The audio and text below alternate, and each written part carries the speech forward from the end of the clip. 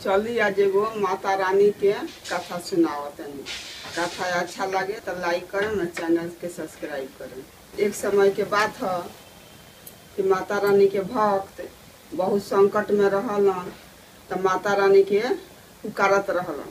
तो माता रानी अपना मंदिर में बैठा रहे लो, सातों बहन आपस में बातचीत करत रहे लो आपस में।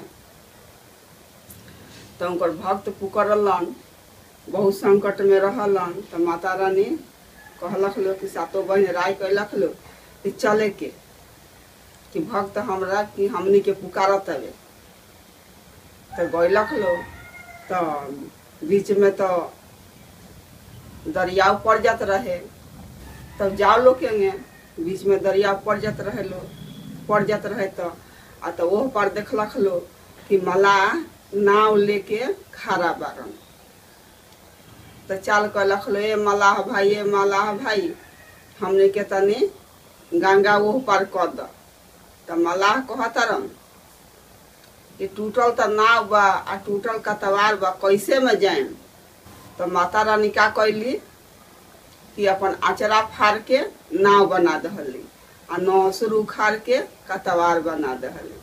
और तो मलाह खेव के ले गइलन कुछ दूर, 1 कोस 2 कोस 3 कोस ले गलन, 2-4 कोस। तो माता रानी के सूरत देख के मलाह था अब उनकरे से लगलन प्रेम करे, लोभाए।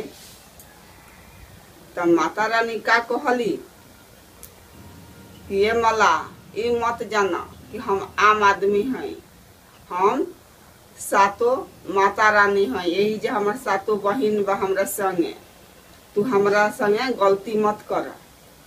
तो मलाह तो डेरा गइलन। आ माता रानी कहली कि हमनी के संगे जे भी गलती करेला तो हमनी के ओ आदमी के जर बुखार से मार दहिले सन, और ना तो चलते फिरते मार दहिले सन। तो मलाह तो सुन के एकदम डेरा गइलन और रोते अपना माई लगे घरे गइलन। जाके कहलन तो उनकर माई रोवत गावत चिल्लात अइली, माता रानी के गोड़ पर गिर गइली। हे माता रानी, हमार लइका नादान रहल, एकरा के माफ कर दी, ऐसन गलती कभी ना होई। तो माता रानी कहली ठीक बा, एक बार के गलती तो माफ हो जाला, 1 बार 2 बार के गलती तो माफ हो जाला, बाकी तीसर का गलती तो ना माफ होला। तो माता रानी माफ कर दहली। मलाह चल गइलन और उनकर माई चल गइलक लो। ओकरा बाद जवन भक्त पुकारत रहलन माता रानी के, तो माता रानी अपना भक्त के पुकार सुन के गइली, अपना भक्त के सहायता कैली।